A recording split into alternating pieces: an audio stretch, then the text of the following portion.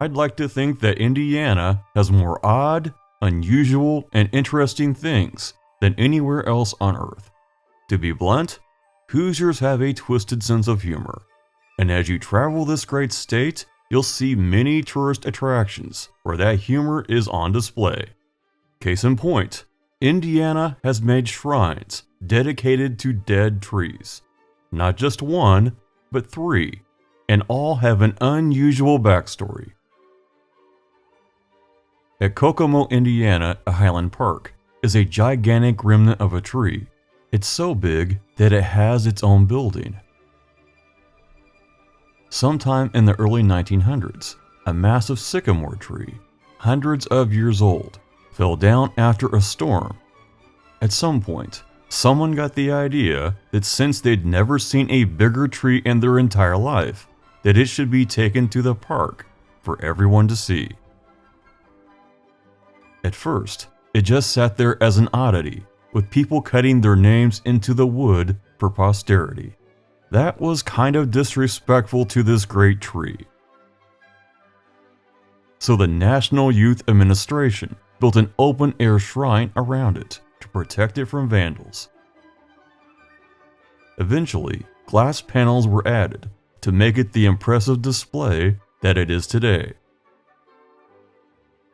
The tree stump measures 12 feet high, 19 feet wide, and 57 feet in circumference. It is a monster. This is the largest sycamore tree stump in the entire world. Completely hollow, it once served as a phone booth and could accommodate 24 people. As an aside, right next to it is the world's largest steer. And that's no bull. At Worthington, Indiana, inside the Worthington City Park, is a memorial to the largest sycamore tree known to ever live in the United States. There is some controversy here, whether you measure how tall or how wide a tree is, but this was still a ginormous tree nonetheless. Estimated at over 500 years old, the tree was a massive 45 feet and 3 inches in circumference, divided by 3.14 if you were paying attention in math class. That's a diameter of nearly 14.5 feet. It was well over 150 feet tall and hollow, big enough to have a picnic table on the inside, or kiss your date without anyone else knowing.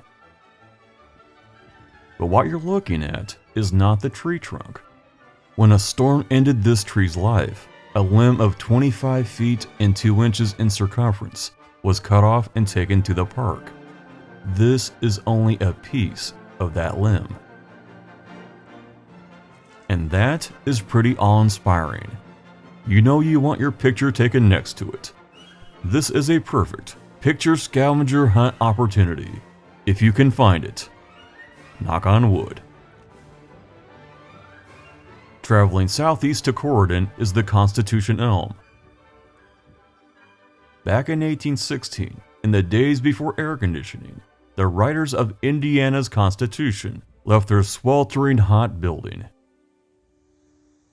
They sat beneath the elm tree's shady branches to finish their work, and the first state capital of Indiana was born. When the tree died in 1925, a victim of Dutch elm disease, someone decided this tree was too historical and special to be used as firewood. They cut off all the branches, coated the trunk with tar, and put a large brick enclosure all around it. Just as they said about Abraham Lincoln, and now it belongs to the ages. For many years, the rest of the tree was fashioned into various souvenirs, from wooden pencils to judges' gavels. You can still find these floating around Corydon. 86 years later, in 1902, Willis Carrier would invent air conditioning. But if he had been around sooner, we wouldn't have this quirky piece of Indiana history. So does your town have its own tree shrine? Let me know in the comments. That would be great.